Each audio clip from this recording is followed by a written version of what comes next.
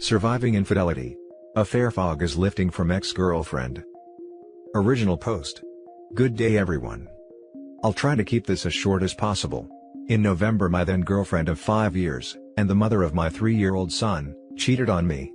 I had taken our son to my grandparents, as I always do on weekends, and she stayed behind in our apartment. She asked me to call an Uber for her to see a friend, didn't respond to my texts the rest of the day, and could not account for her time/whereabouts when I asked the next day. Fast forward to New Year's Eve, she got drunk and bragged to a mutual friend that she had banged someone on the night in question, someone I know. The mutual friend told me, and I was livid and told my ex to pack all of her stuff and leave the apartment. When I probed about the infidelity, she said she had no choice but to cheat because I had grown distant and she felt I didn't love her anymore. She has moved back to a friend's place to sort herself out, and I currently have our son. I am devastated. She is unemployed, got retrenched recently, near homeless, and has no idea when she'll get a job. She's asked if I could buy her monthly plane tickets so she can come see our son until she finds a job, but I'm against this. We've blocked each other everywhere except WhatsApp, so she can video call our son, but I am terrified about what happens next. I am a mess and she seems to have thoroughly moved on. Which is fine, whatever, but I fear for what happens next with our son and how we'll co-parent successfully. If she doesn't get a job in the next few months, she has mentioned the possibility of taking our son back, and I'd send some sort of a stipend to support the both of them. Really looking for any advice, how to heal from the infidelity and how to successfully co-parent. Now for the top advice before reading the updates. Nope. She left. She emotionally abandoned you and physically abandoned her child due to her cheating. Do not financially support her in any way. Let her get a taste of what life without you will be like. Do not be her safety net. Most importantly, get a lawyer and go to the courts for full custody for your child. Seconding this. Get primary custody. Look to your parents or grandparents for help. She's absolutely out for herself and is happy to milk you for all you're worth. If she cared for her kid, she wouldn't have done what she did. I have vacated our apartment and I'm living with my parents for the next month or so. Just really afraid that if lawyers get involved, she may say, "Look, there's a vacant property me, my mother's child, and my son could live in." No choice but to cheat. That's how you know it's done. She doesn't understand how choices work and doesn't make good ones. When she talks about getting back together, it will only be for financial reasons. She's already shown she can't be a reliable partner. I said the same. She asked if she could stay for a month and look for a job, but I refused because she's still in contact with the affair partner. She simply refuses to block him. Taking your son back and you paying child support, my butt. Lawyer up and demand full custody now. She cannot afford the kid and left him with you. She wants to use the kid as a meal ticket, so don't let her. It's difficult to accept this, using the kid as a meal ticket, but my parents have said the same. I think I may still be a bit naive/stuck in the relationship. Little update.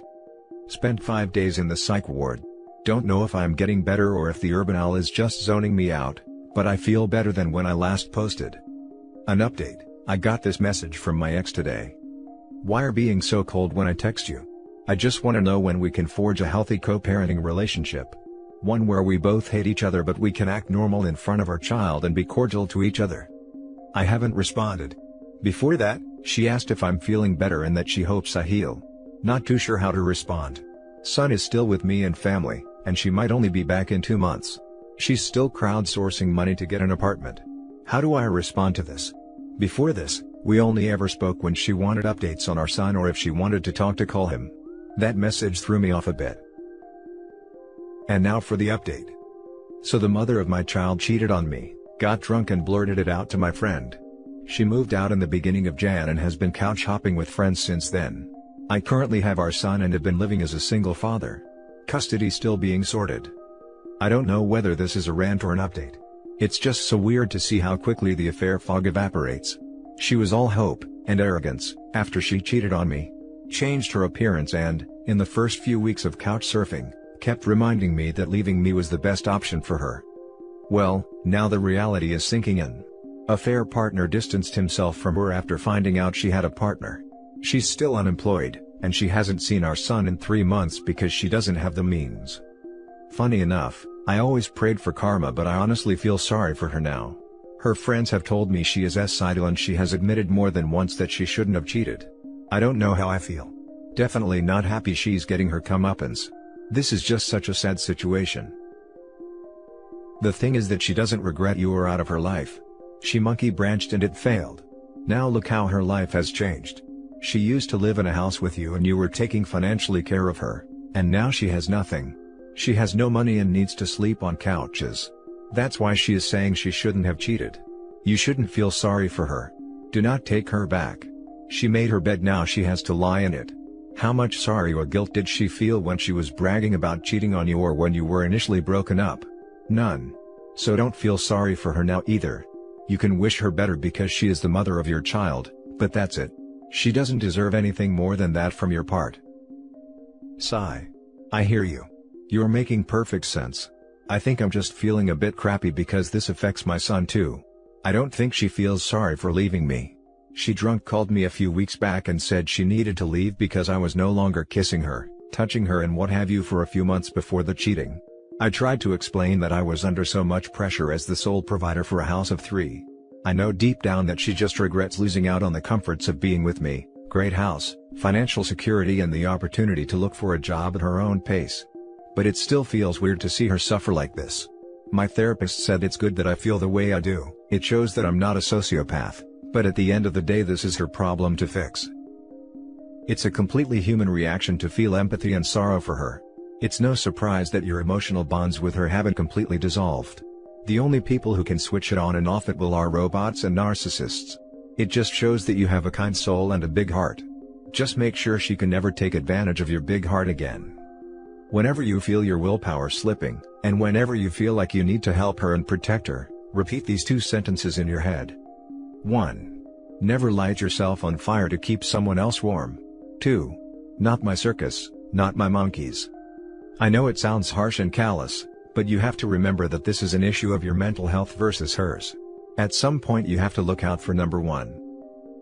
You always have the kindest words. I hear you. Part of my posting this was to hear what I already knew deep down, I can't and shouldn't help.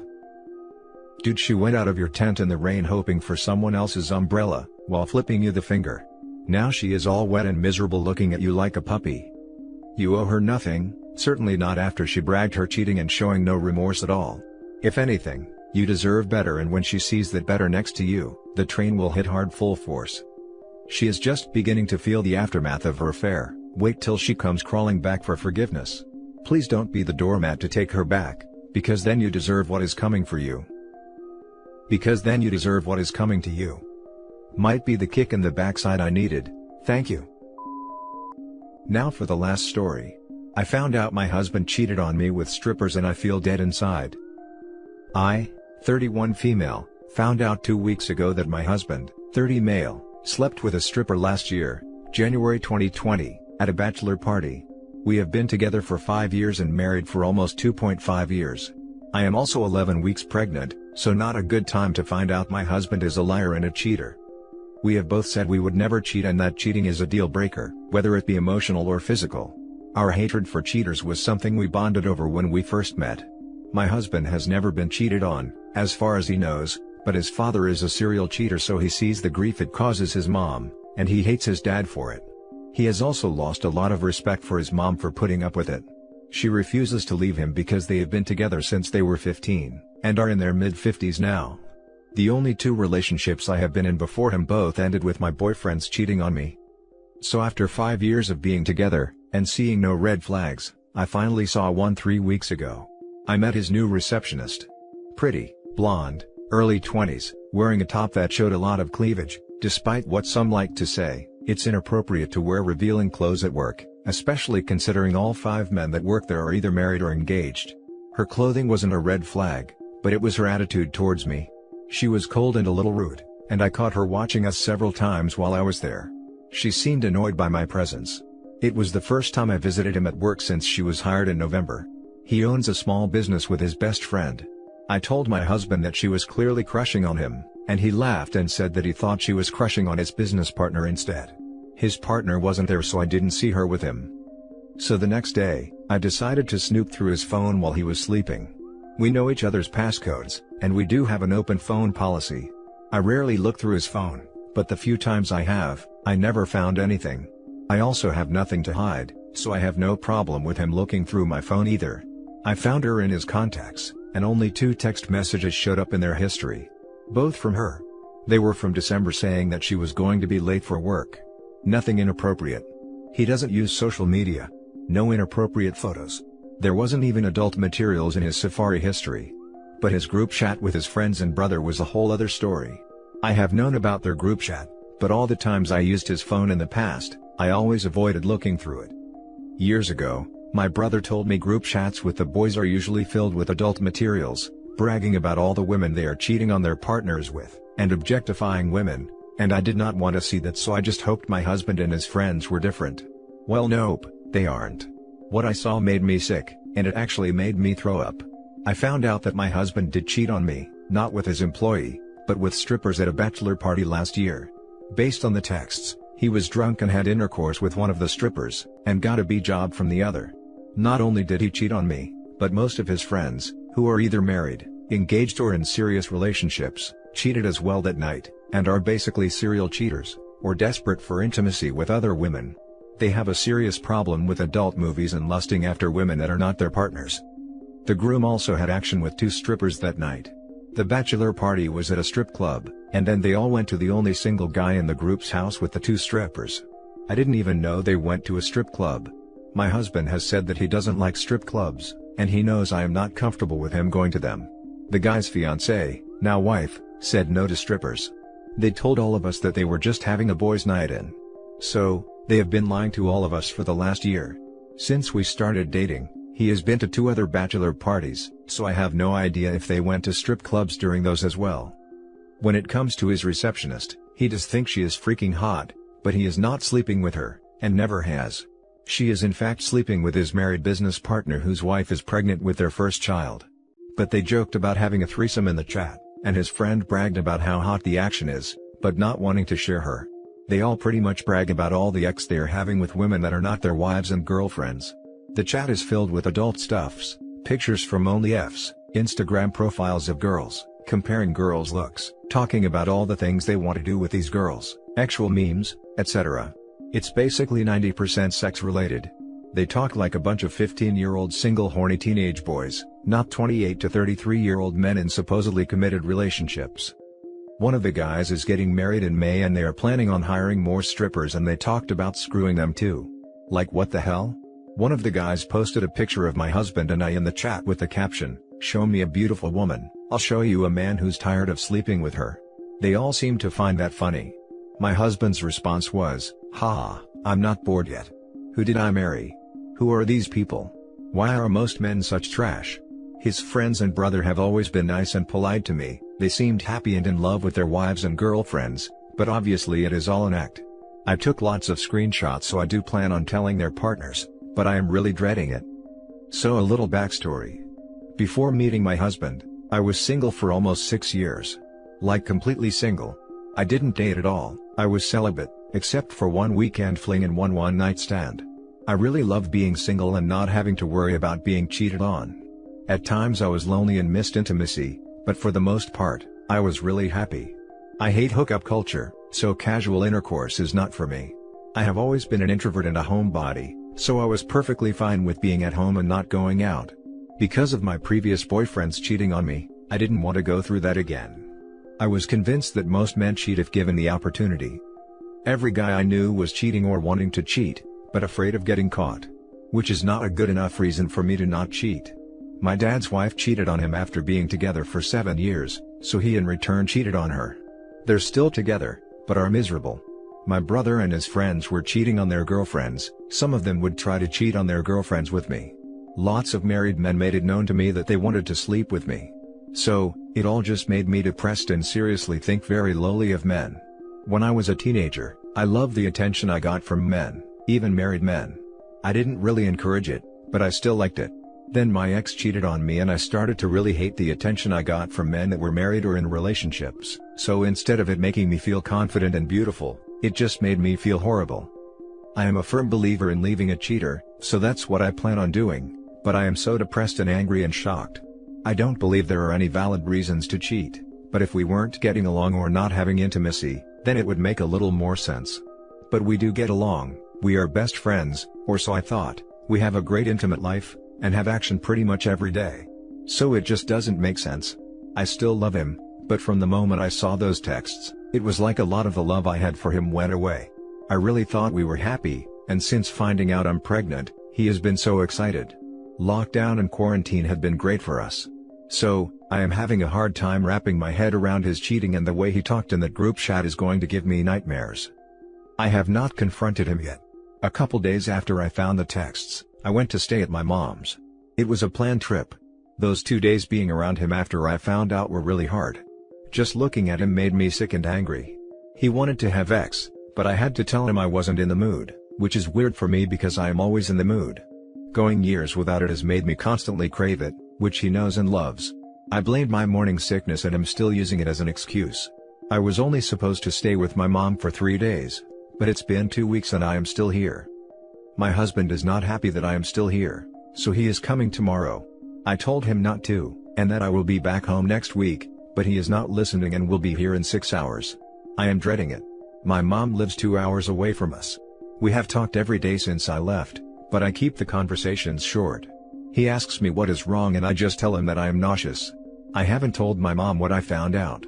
Only person I have told is my best friend, who lives in Florida. I'm in Canada. She is the one that told me about this sub. A small part of me doesn't even want to confront him, and just wants to act like it never happened. But I feel weak for feeling like that. I am embarrassed of my family finding out too, like just last year my brother was telling me all guys cheat, and the ones that don't only don't because of lack of opportunity or fear of getting caught. I mostly do agree with that, but I also think there are some good, faithful loyal men that don't cheat because they don't want to. They love their wives/girlfriends and don't want other women. I said my husband was that kind of guy. What an idiot I was. I know it's immature, but I wish I could just ghost him, like go and move all my stuff out of our condo and then never talk to him again. Obviously, I can't do that, but a huge part of me wishes I could. I just can't stop thinking about him doing it with someone else. It's consuming my thoughts. I've only left my mom's condo once since I've been here. I have no motivation to do anything. I've just been sleeping a lot, and reading. I can't even be happy about being pregnant. My mom is very excited, and I have to pretend that I am.